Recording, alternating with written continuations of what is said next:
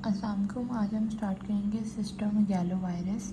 ये जो है ना हर्पीस वायरस की टाइप है और ये टाइप 5 ऑफ हर्पीस वायरस है।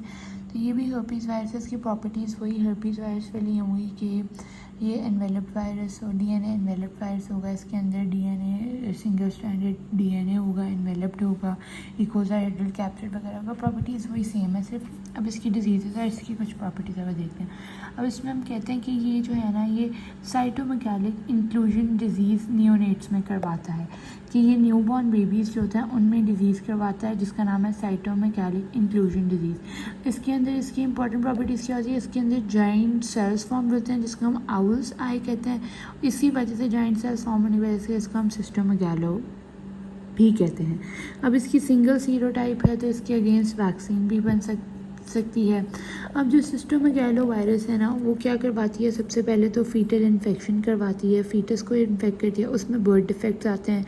वो दो मैकेनिज्म से होते हैं, एक साइटोपैथिक इफेक्ट होता है, ब्लड वेसल इंजरी होती है, वो हम अभी पढ़ेंगे। अब सबसे पहले हमने देखा कि क्या होता है इसकी जो रेप्लिकेशन साइकिल वगैरह देखें तो हम क्या कहते हैं सिस्टोमेगालो वायरस होता है वो साइटोपैथिक होता है या सेल डैमेजिंग होता है। वो रेप्लिकेट कैसे करता है? वो आता है जैसे कुछ वायरसेस तो थे ना, जैसे HIV वगैरह और हेपेटाइटिस वायरस के, वो आकर सेल के ऊपर अटैच हो जाएंगे और फिर उसका अंदर उसकी डालेंगे जब वायरस को सेल पर बाहर रह जाएगी। लेकिन इसमें क्या होता है सिस्टोमेगालो वायरस जो होता है ना ये सेल के अंदर चले जाता है फुल और वहीं पर रेप्लिकेट करता है। वहाँ पर वो पहले सेल के आता है, सेल के पास नॉर्मल सेल के पास आता है और नॉर्मल सेल के पास जो है ना सिस्टोमेगालो वायरस इसके ये जो साइटोस्केलेटन होता है इसको तोड़ के इसके अंदर चल जाता है। जब इसके अंदर जाता है ना तो फिर वो क्या करवाता है, अंदर ही जाकर रेप्लिकेट होता है और अंदर वो जो है ना एक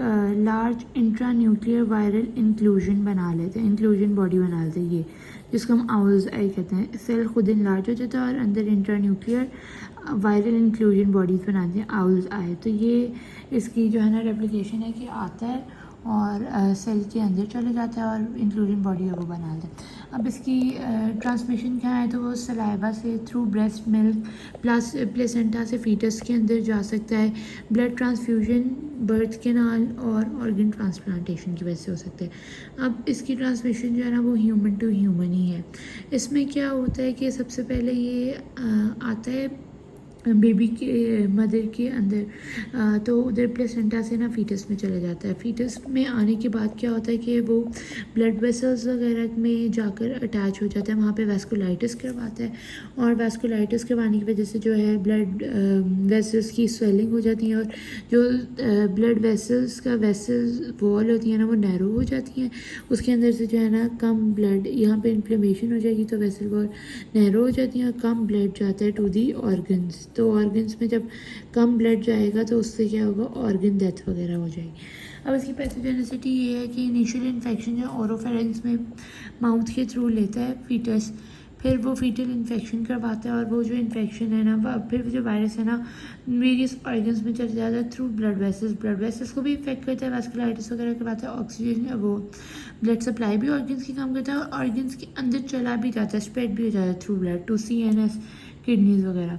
और जो एडल्ट्स में है ना लिम्फोसाइट्स वगैरह में आ जाता है और लेटेंट स्टेट होती है मोनोसाइट्स वगैरह में। ये मेनली जो है ना एडल्ट्स में जो है वो वाइट ब्लड सेल्स में आता है और ये जो इन्फेक्शन है ना वो इम्यूनो कॉम्प्रोमाइज पेशेंट के अंदर होता है और उसमें प्राइमरी इन्फेक्शन करवा देता है या फिर लेटेंट इन्फेक्शन की रीएक्टिवेशन करवा देता है, मतलब पहले भी इन्फेक्शन उसकी एक्टिवेशन करवा देता है। अब इम्यूनिटी इसमें क्या है? इसमें ये बताया हुआ है कि CMV जो है ना MHC1 के साथ नहीं होता, क्योंकि MHC1 क्या होता है कि जब वायरस आकर सेल पर अटैच होता है ना, वायरस आकर सेल पर अटैच तो MHC प्रोटीन यहाँ बनना शुरू हो जाती है जिसको फिर साइटोटॉक्सिक T सेल्स आकर रिकग्नाइज करते हैं, सेल डेथ करते हैं, जबकि इसमें इम्यूनिटी इसके थ्रू नहीं होती क्योंकि ये जो MHC जो है ना ये प्रेजेंट ही नहीं होती सेल सरफेस। वायरस ये भी नहीं प्रेजेंट थी क्योंकि वायरस आकर सेल सरफेस पर एक्ट नहीं करता, वायरस जो है सिस्टोमेगालो वायरस इसके अंदर आ जाता है और सेल को इनलार्ज कर देता है और अंदर इंक्लूजन बॉडीज़ बना देता है, ठीक है ना।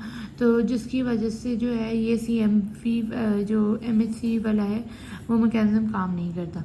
और ये मैसेंजर आरएनए कोड की जिसकी वजह से ट्रांसलेशन वगैरह भी नहीं होती है MHC प्रोटीन 1 की। अब इसमें कुछ फाइंडिंग है, उसमें cytomegalic inclusion disease, heterophil negative mononucleosis, colitis with diarrhoea, hepatosplenomegaly, mental retardation, microcephaly pneumonitis, hepatitis retinitis वगैरह हो सकते हैं और न्यूनेटल हेयरिंग लॉस वगैरह हो सकते हैं।